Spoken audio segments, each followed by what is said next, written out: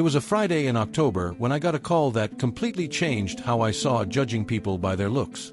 My cousin Rafaela invited me to a party at the mansion where she worked as an event planner.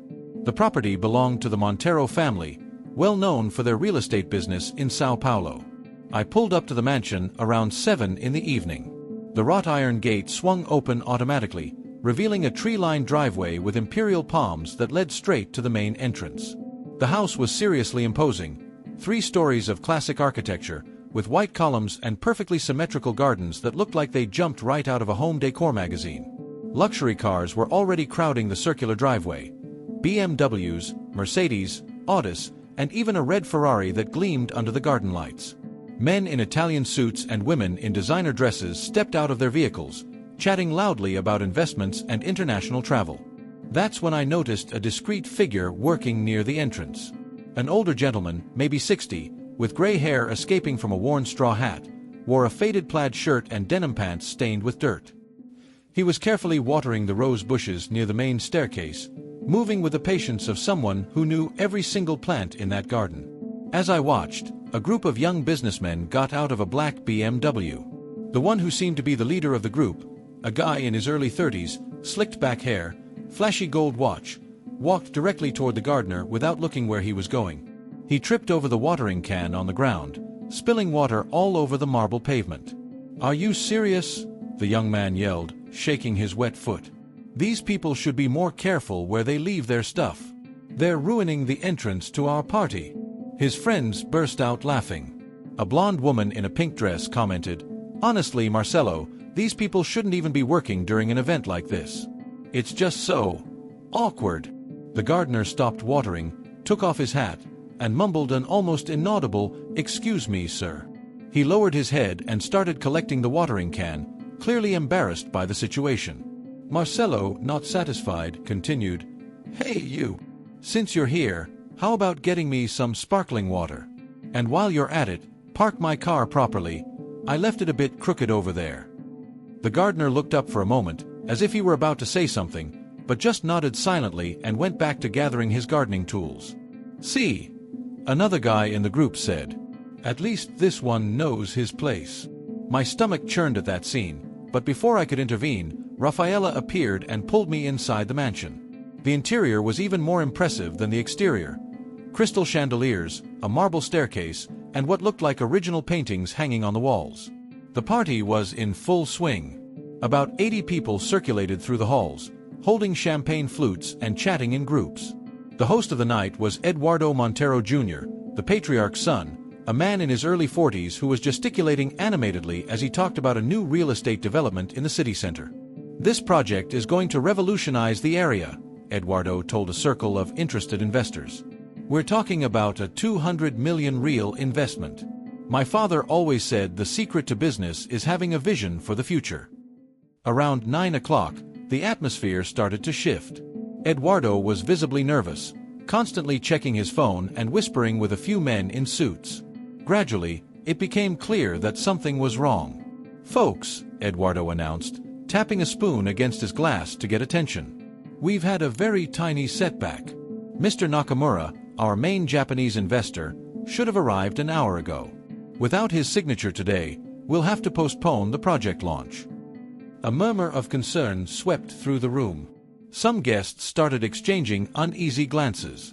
"But don't worry," Eduardo continued, sweat starting to bead on his forehead. "I've already contacted him and, well, we're sorting out the situation." Over the next 2 hours, Eduardo's desperation grew more and more evident. He made call after call, paced back and forth, and the party slowly lost its energy. Guests started whispering among themselves, some already showing signs of wanting to leave. By around 11, Eduardo was clearly frantic. His white shirt had sweat stains, his hair was disheveled, and his hands trembled slightly as he held his phone. "I can't reach Nakamura," he was heard saying to a partner. "Without that signature, we lose not only the project but also the investments already made. We're talking about bankruptcy, Roberto." It was at that moment that a calm, firm voice cut through the tense atmosphere of the room. "Excuse-me, Eduardo." Everyone turned. It was the gardener. Only now he wasn't wearing the straw hat or the dirt-stained clothes. He had changed and was wearing a simple but well-pressed white dress shirt and dark dress pants. His gray hair was combed back, revealing a face marked by time, but with incredibly penetrating and intelligent eyes. The silence was immediate. Marcelo, the young man who had been rude to the gardener at the entrance, was nearby and muttered loud enough for everyone to hear, "What's this guy doing in here?" Eduardo, visibly annoyed by another interruption on an already disastrous night, turned sharply. "Joao, for heaven's sake, this isn't the time for this. I have a serious problem here." The gardener, apparently named Joao, was unfazed. He continued walking calmly toward the center of the room, where Eduardo was surrounded by concerned investors. "I know about the problem with Mr. Nakamura," Joao said, his voice sounding different, firmer, more authoritative than the submissive tone he had used at the entrance. "How do you know about that?" Eduardo asked, frowning. "Because I've known Hiroshi Nakamura for over 20 years, Joao responded calmly. "We did business together before you were even born into this company." A murmur of confusion spread through the room. Eduardo blinked several times, as if he couldn't process what he was hearing. "What are you talking about, Joao?" "You've been a gardener here for 3 years, Joao finished. "Ever since I officially retired from the company's presidency." The silence that followed was deafening.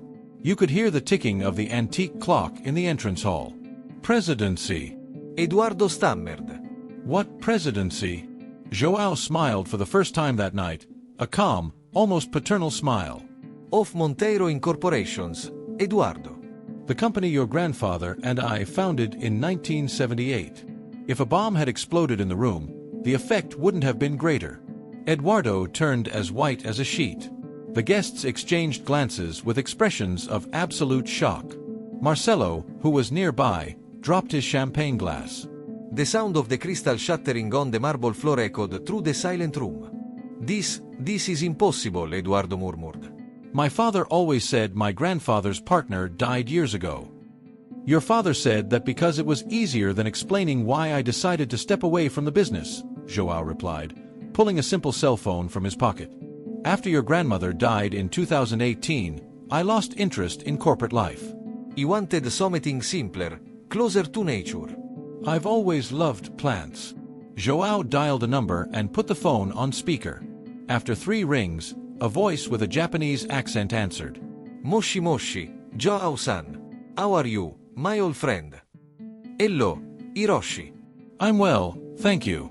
Listen, are you still interested in the incorporations project?" "Of course.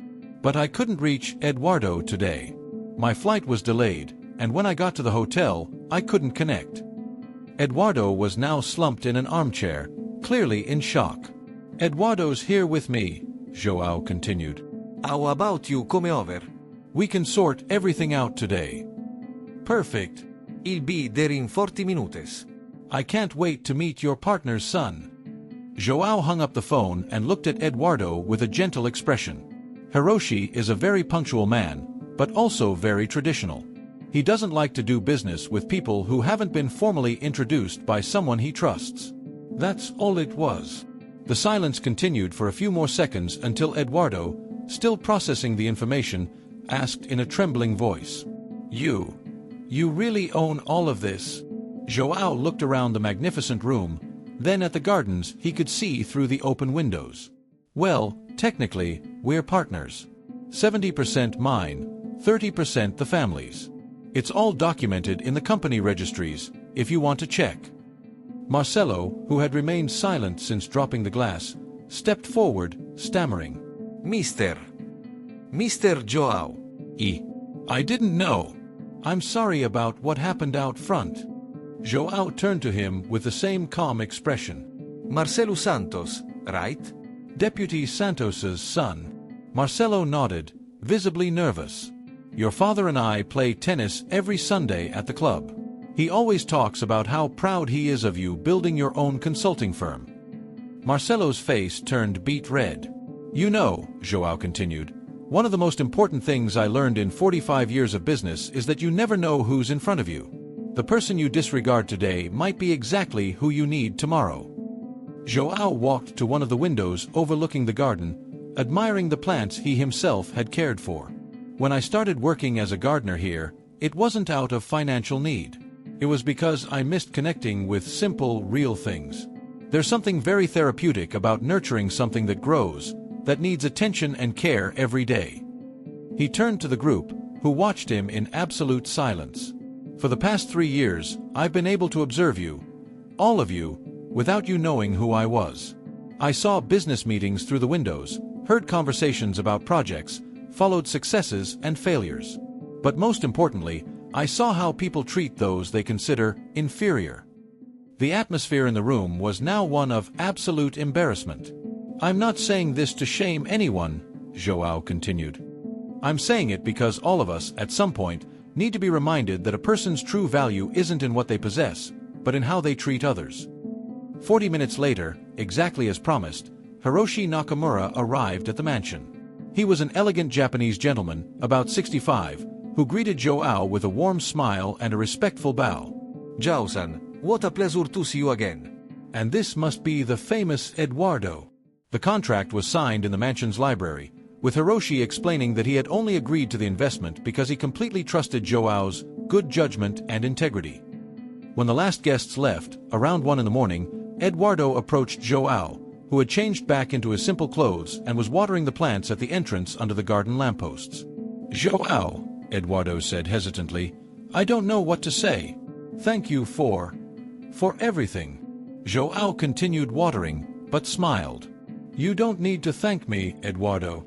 Just remember this night when you're making important decisions. And remember that a company isn't just made of money and contracts, it's made of people. You're still going to be the gardener? Joao chuckled softly. Why not?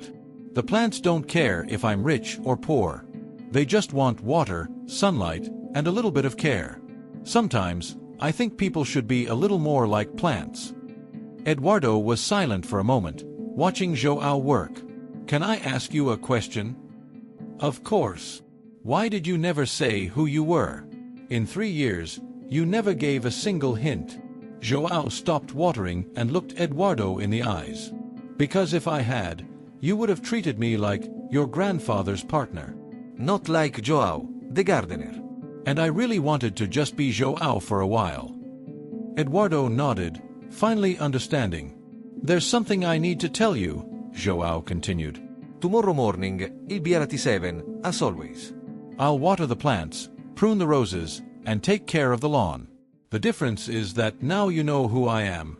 The question is, will that change anything? Eduardo thought for a moment. No, he replied. I don't think it should change anything. Great answer, Joao smiled. So I'll see you tomorrow morning. And Eduardo? Yes. Next time someone you don't know comes to your party, how about offering them a cup of coffee before you judge? You never know what surprises life might bring. As he walked to his small Civic parked at the back of the property, Joao looked once more at the lit mansion. Tomorrow would be another day of work in the garden, and that made him genuinely happy. After all, as he always told his plants, the most important thing isn't the size of the pot, but the love with which you're cared for. And that night, many people learned that sometimes the greatest treasures come in the simplest packages.